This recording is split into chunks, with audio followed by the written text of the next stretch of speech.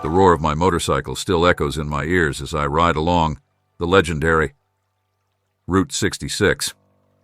I've always been passionate about motorcycles, and today is one of those perfect days.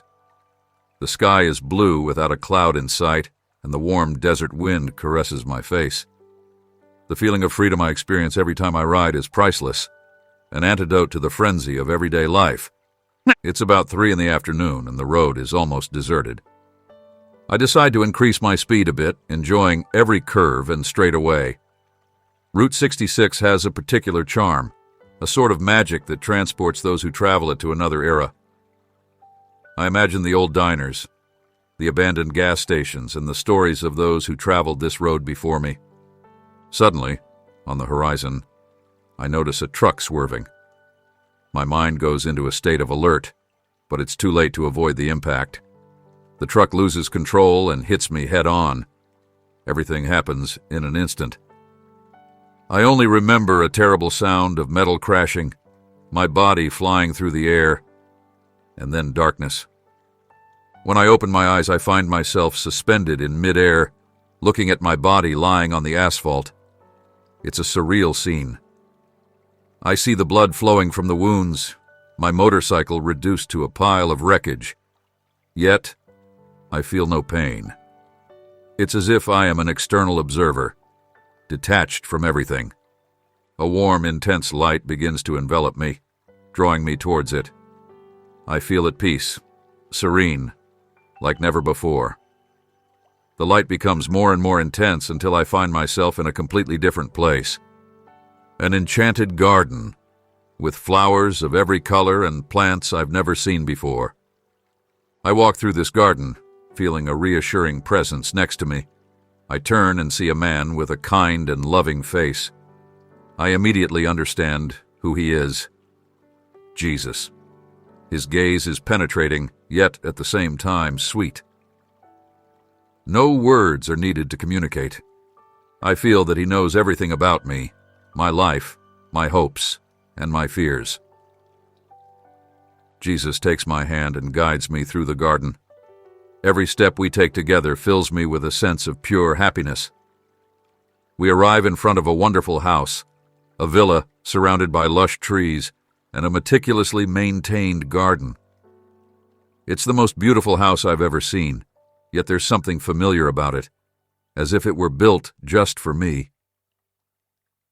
"This is your home," says Jesus with a voice that resonates like a melody. "Here you will find peace and eternal joy." He invites me to enter, and every room is a masterpiece. Natural light floods the spaces, the furniture is elegant yet cozy, and from the windows, one can admire a breathtaking landscape. I feel overwhelmed by the beauty and serenity of this place. As I explore the house, I realize that every detail seems thought out for me. There are books I've always wanted to read, musical instruments I've dreamed of playing, and even a corner dedicated to painting, a hobby I've always wanted to pursue, but never had the time to explore. Suddenly, a door opens by itself, and I am drawn to a particular room. Inside, there are photographs and objects that tell the story of my life on Earth, my first day of school, my wedding, the birth of my children. Every image is a precious memory, and I feel a deep connection with all the people I have loved and who have loved me. In a corner of the room, I see an old guitar. It's the same one I had as a boy, the one I used to play songs for my friends on summer nights. I pick up the guitar, and as if by magic, I start playing a melody I didn't remember knowing. The notes flow naturally, and I feel in harmony with everything around me. Jesus watches me with a smile, and I understand that this is his way of showing me that paradise is not just a place of peace, but also of personal fulfillment and growth. Here I can be everything I've always wanted to be, without limits or fears. Suddenly, I hear a distant voice calling me. It's a familiar voice, my wife's voice. I wake up in a hospital bed surrounded by doctors and nurses. The pain returns, but it's mitigated by the awareness of what I have experienced. My family is there, with eyes full of tears and hope. I tell them about my experience, and I see a mixture of disbelief and relief in their faces. They know that I'm no longer the same man. My vision of the world has changed, as has my perception of life and death. Now I know that something wonderful awaits us, something we need not fear. The following days are difficult, but I recover slowly. Every time I close my eyes, I can relive those moments of peace in the enchanted garden. I cling to that feeling, using it as strength to face daily challenges. My experience has profoundly changed me.